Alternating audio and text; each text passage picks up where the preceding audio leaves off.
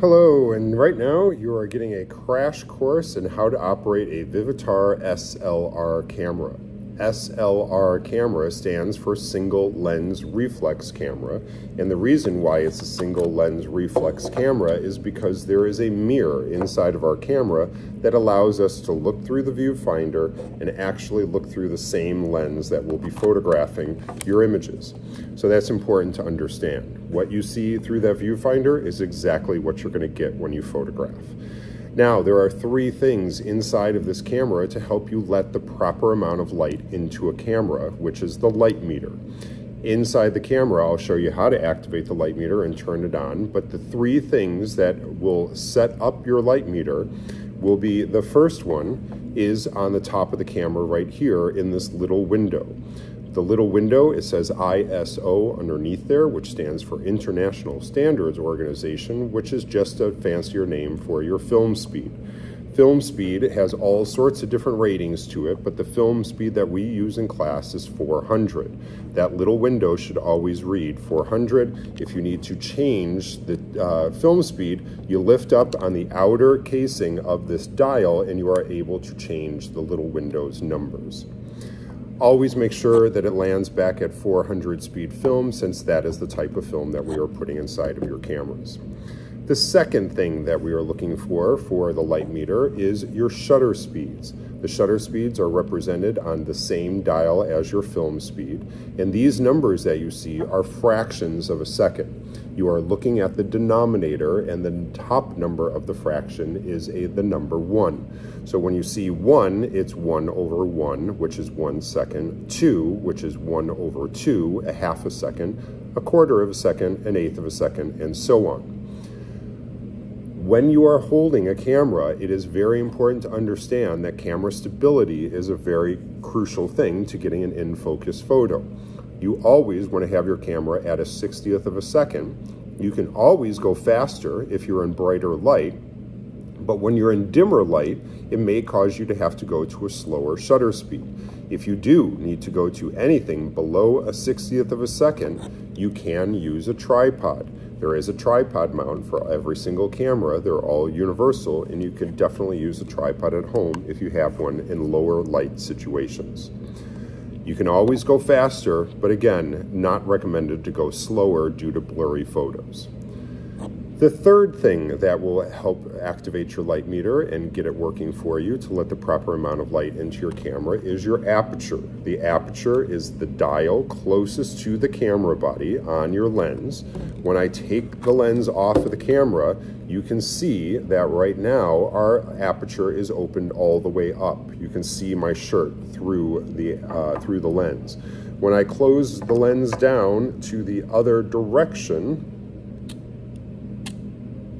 you now see it in a smaller opening, so less light will be coming into the camera. These numbers are associated with f-stop numbers, so f22, a small opening in your lens, as opposed to f2, where your lens is completely opened up. Just in case this happens later on in the semester, if you ever get a lens with that little black button next to a green A or a green P, just know that that could potentially lock your aperture. If you lock it on the green A or the green P, you will be unable to turn your aperture. So hit the black button and that will unlock your aperture so it will move again. As far as how to activate the light meter and turn it on, now that you know the three parts, to review, you have film speed, which sets up the film and sets up the camera to get the light metering to work with this type of film. The shutter speed at the top of the camera, and then your aperture on the aperture ring right here. So in order to turn on the light meter, you are, first of all, as far as holding the camera correctly, you're always holding on to the camera nice and firm so that your right hand is able to press your buttons. And then underneath the camera, you form the letter L, or a gun pointing at your camera. You then hit your thumb and your index finger around the lens so you are able to focus, and you are also able to make your adjustments on your aperture. So with that, you press down on the button halfway, and you will see some lights appear on the right-hand side of your screen. The lights mean different things based on the amount of light coming into your camera. When you press down on the button and activate your light meter, you always keep it pressed down the entire time you are light metering. You will either see a green dot, you will see a red plus sign, or you will see a red minus sign. When you see the green dot, that means that the proper amount of light is coming into the camera to allow you to take a picture. If the plus sign is showing, too much light is coming into the camera, and if you see the minus sign showing, not enough light is coming into the camera.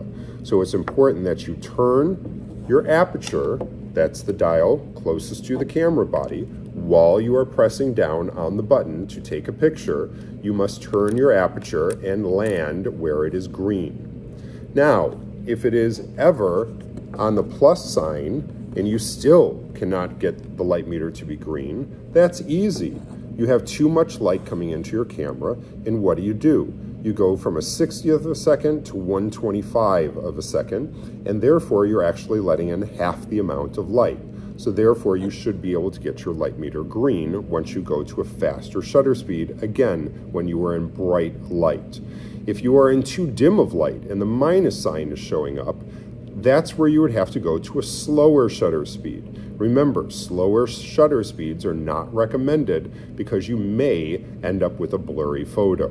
You can, again, use a tripod, but we do not check out tripods in class. So again, highly recommended that you stick with 60th of a second or go to a brighter light so you can get to a faster shutter speed.